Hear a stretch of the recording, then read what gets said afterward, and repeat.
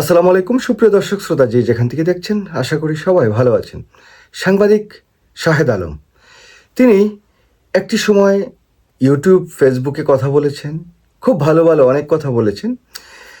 সেই সময় বাংলাদেশ জাতীয়তাবাদী দল বিএনপির সমালোচনা করেছেন, তারেক রহমানের সমালোচনা করেছেন, নানা উদ্ভট ভ্রান্ত তথ্য জনগণের সামনে উপস্থাপন করে সেই সময় স্বৈরাচার শেখ হাসিনার পক্ষে কিছুটা ন্যারেটিভ দাঁড় করানোর চেষ্টা করেছিলেন।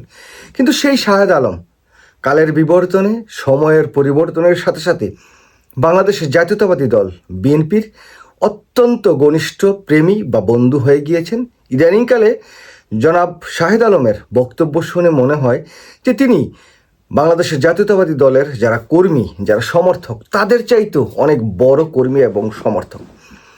এই যে শাহেদ আলমের হঠাৎ করে পরিবর্তন, এই পরিবর্তন হওয়ার পেছনের আসলে কারণটা কি, আমরা সেই কারণটা একটু খোঁজার চেষ্টা করব এবং বিগত দিনে বিএনপিকে নিয়ে জনাব শাহেদ আলম কি মন্তব্য করেছেন তার একটি ছোট্ট ফিরিস্তি আপনাদের সামনে উপস্থাপন করতে চাই। বিএনপির ভারপ্রাপ্ত চেয়ারম্যান জনাব তারেক রহমান আসলেই কি বিএনপির ভারপ্রাপ্ত চেয়ারম্যান, নাকি তিনি বিএনপির মহাসচিব?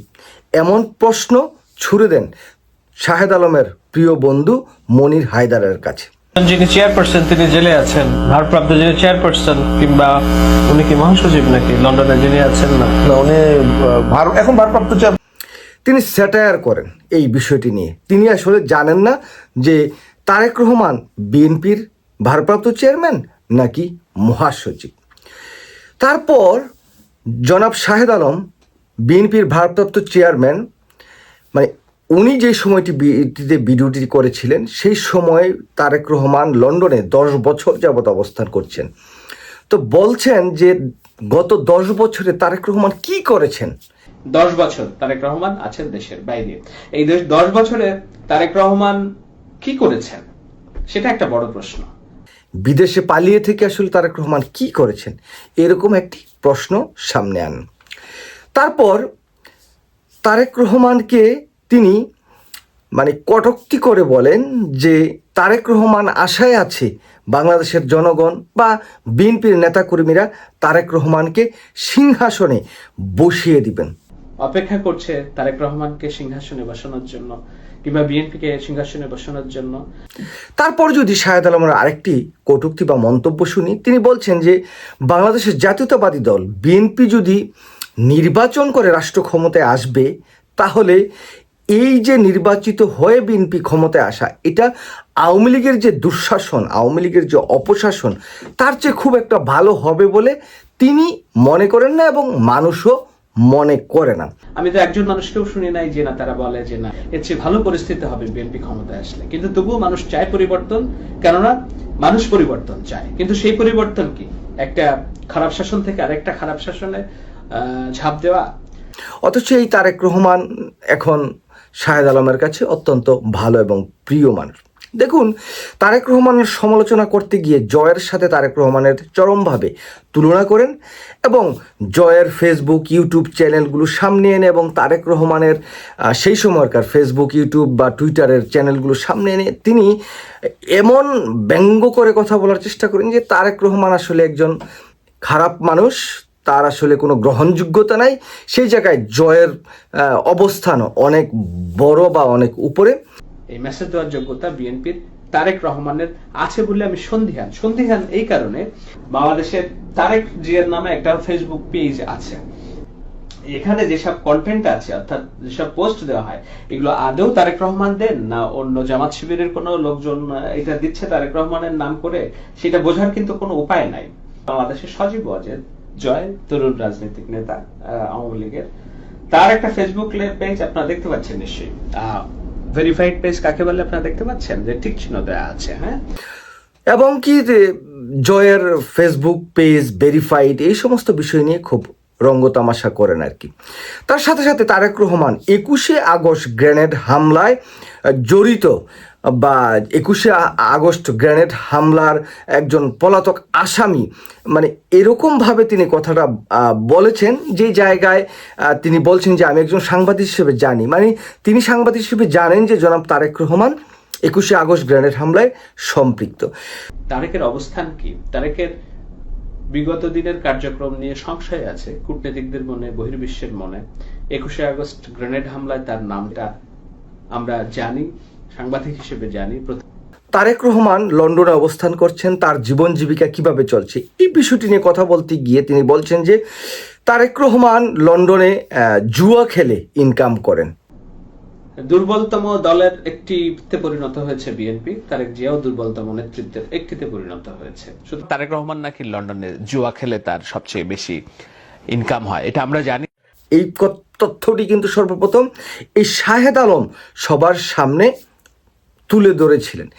এই জায়গায় আরও অনেক তথ্য দিয়েছেন, তার মধ্যে যদি শেষ তথ্যটি আমি বলি যে মির্জা ফখরুল ইসলাম আলমগীর প্রধানমন্ত্রী হবেন বা প্রধানমন্ত্রী হলে বিএনপি দেশের জনগণের মধ্যে একটি গ্রহণযোগ্য অবস্থানে আসবেন, মানে তারেক রহমানকে মাইনাস করার একটি স্বপ্ন বা পরিকল্পনা জনাব শাহেদ আলম দেখেছেন।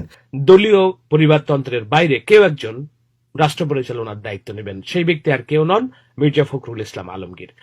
এখন এই যে কথাগুলো বললাম, এই সকল কথাগুলো আপনারা পাট আমি দেখিয়েছি যে শাহেদ আলম কি বলেছেন। দেখুন, শাহেদ আলমের এই যে কথা আর এই বর্তমান সময়ে বিএনপির যে বন্দনা এবং বিএনপির পক্ষে একটি ন্যারেটিভ দাঁড় করানোর চেষ্টা করেছেন, এই যে চেষ্টাটা তিনি করছেন, এই চেষ্টাটার পেছনে আসলে কারণটা কি? চেষ্টাটার পেছনে কারণ হচ্ছে, যদি জনাব তারেক রহমান বা বাংলাদেশ জাতীয়তাবাদী দল বিএনপি নির্বাচিত হয়ে যদি রাষ্ট্র ক্ষমতায় আসেন, তাহলে তারেক রহমানের প্রেস সেক্রেটারি বা প্রেস মিনিস্টার হিসেবে দায়িত্ব যদি পান, তাহলে হয়তো তিনি ভালোভাবেই দায়িত্ব পালন করবেন এবং তারেক রহমানকে, বিএনপিকে যত পরিমাণ তেল মারা দরকার এখন সেই তেলটি তিনি মারছেন। দেখুন, শাহেদ আলম বা তার মতো যারা সুবিধা ভোগী বা ভোগ করতে চান, এরকম অনেক মানুষ এই মুহূর্তে বিএনপি করেন, যারা বিগত 20-21 বছর 16 বছরে কখনো বিএনপির পক্ষে কোনো কথা, কোনো নেগেটিভ, কোনো কিছু দাঁড় করানোর চেষ্টা করেননি। তবে এই জায়গায় আমি বলি যে শাহেদ আলম কি আসলে বিএনপির পক্ষে কোনো নেগেটিভ দাঁড় করানোর সেটা না। শাহেদ আলম বিএনপির পক্ষে অনেক কথা বলেছেন, কিন্তু তার যেই চরম ভাবে বিএনপির বা জনাব তারেক রহমানের যে বিরোধিতা, সেটাও কিন্তু সমানভাবে করেছেন। এখন শাহেদ আলম এই যে বাংলাদেশে এসে মার্কিন যুক্তরাষ্ট্র থেকে তার চাকরি বাকরি ফেলে হঠাৎ করে টিভি টক শো উপস্থাপনা এমনভাবে বিএনপির পক্ষে মানে ভাব নিয়ে কথাবার্তা বলার পেছনের কারণটা হচ্ছে এই, বিএনপি রাষ্ট্র ক্ষমতায় আসলে যদি কোনো সুবিধা পাওয়া যায়, কোনো ভাগ বটোরা করা যায়, কোনো বড় পোস্ট পজিশনে যাওয়া যায়, সেই চেষ্টাটা জনাব শাহেদ আলম করছেন। তো বিএনপি কতটুকু দক্ষ রাজনৈতিক দল হয়েছে সেটা এখন বলা যাবে না, কারণ বিএনপি যেই জায়গায় হাত দেয়, যেভাবেই তারা আগায়, সব জায়গায় দেখি তাদের ব্যর্থতা, তাদের অপরিসীম যে দুর্নীতি, সব কিছু মিলিয়ে খুব একটা সুবিধাজনক পজিশনে বিএনপি নাই। তারপরেও বলছি যে এই যে শাহেদ আলমের মতো যারা আছেন, তারা টিভি টক শো বা বিভিন্ন জায়গায় যেয়ে যদি বিএনপির পক্ষে গলাবাজি করে জনগণের ভোট বিএনপির বাক্সে আনার চেষ্টাটা করেন এবং সেই আওয়ামী মুক্তিযুদ্ধের নেগেটিভটা সামনে এনে সেই শেখ মুজিবুর রহমান বঙ্গবন্ধুর নেগেটিভ সাথে নিয়ে জনাব তারেক রহমানের বন্দনা যদি করেন, তো সেই জায়গায় বলবো যে বিএনপির ভোট কমবে, বরঞ্চ বাড়ার কোনো কথা বা বাড়ার কোনো বিষয় আমি ব্যক্তিগতভাবে দেখছি না। কারণ এই শাহেদ আলমরা সুবিধাভোগী, সবসময় তারা সুবিধা অর্জন করতে চান, সুবিধা আদায় করে নিতে চান। এই সমস্ত বাংলাদেশের যে রাজনৈতিক দল, বাংলাদেশের রাজনৈতিক দলের যেই সিস্টেম, সেই সিস্টেমের মধ্যে তারা ঢুকে গিয়ে তারা নিজেদের আখের আসলে গুছাতে চান। প্রকৃতপক্ষে বিএনপির দলীয়ভাবে লাভবান হোক বা দলীয়ভাবে ভালো কিছু হোক, সেরকম চেষ্টা এই শাহেদ আলমের বা তাদের থাকবে বলে আমি মনে করি না। দেখুন, শাহেদ আলমের প্রিয় বন্ধু মনির হায়দার এই বর্তমান অন্তর্বর্তীকালীন সরকারের খুব কাছের একজন মানুষ। আমি যদ্দূর জানি শাহেদ আলমের বড় ভাই যিনি বাংলাদেশ সেনাবাহিনীতে আছেন বা ডিজিএফএতে কর্মরত অবস্থায় আছেন।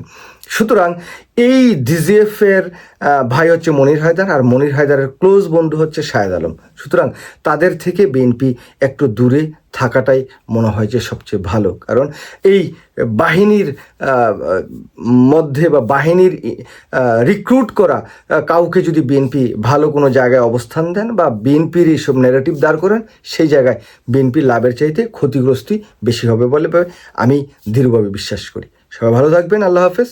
আসসালামু আলাইকুম।